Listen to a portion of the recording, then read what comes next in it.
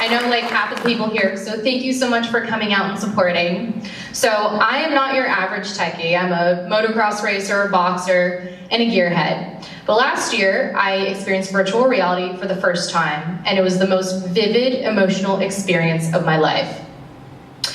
We actually, a month ago, put together RebelCon, which we featured our augmented and virtual reality product solutions, where we were able to immerse everyone and emotionally connect within our virtual reality platforms.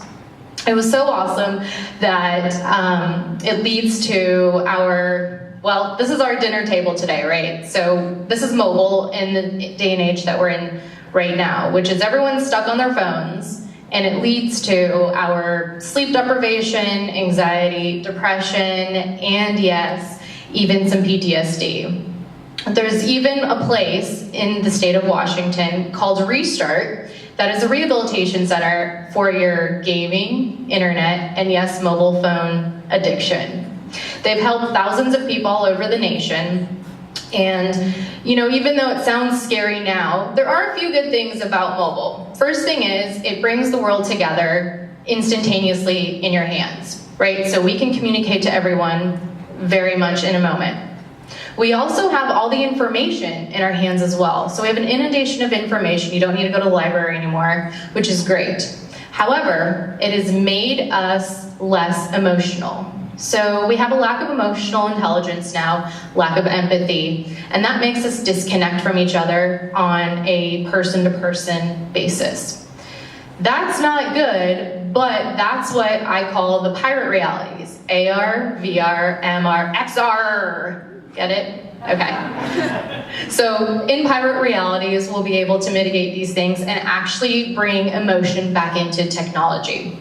So Dean, a guy last year, was able to live, breathe, and sleep in virtual reality for 48 hours. He found that when he woke up from virtual reality, he couldn't tell whether it was real or virtual.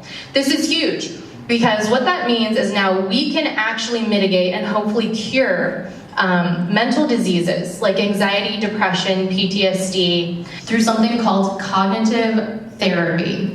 And this is something that's huge because when you're in virtual reality, your brain doesn't know the difference. So we still release the same physiological and chemical reactions from our brain, even when you're taking a selfie at the Grand Canyon with your bestie. So today we have augmented reality. Most of you know Pokemon Go. It grossed about $2 billion last year. By 2020, 98% of our apps we are using will have augmented reality in it.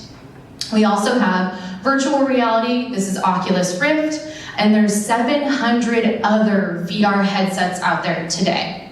That's going to change within the near future, just because right now we're focusing on manufacturing, education, and on health. The most popular right now is the Magic Leap, which is in mixed reality. This is where you wear glasses and you can now manipulate objects and surfaces within your glasses. This is the closest to extended reality that we have today. We also have the HoloLens, which is quite popular. But the future holds more about convenience and on global social impact, right? So the whole point of Uber, Lyft, Airbnb we have today, we're going to take that to the next level. And that's really where extended realities come from. So within 10 years, we're going to be wearing glasses just like these, and on a moment-to-moment notice, we can literally work, play, live, and communicate all simultaneously at the same time. Think of it as Inception. So we'll be able to manipulate different dimensions and planes all at the same time, which is kind of scary, but it's going to unleash a next level of power and education and emotional intelligence. And that's called the multi-dimensional cognition. And that's where, think of all the multi-levels and planes, put it into one squished piece of glass, and now we can actually work and live through that one piece of dimension.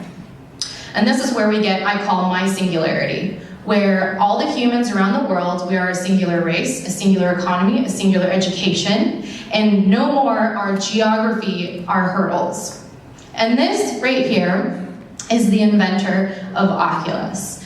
His name is Palmer. He was 17 years old when he invented Oculus, and here we are today. So I invite you guys to support the next innovations in virtual reality, so hopefully we can unlock the next emotional state that we're in.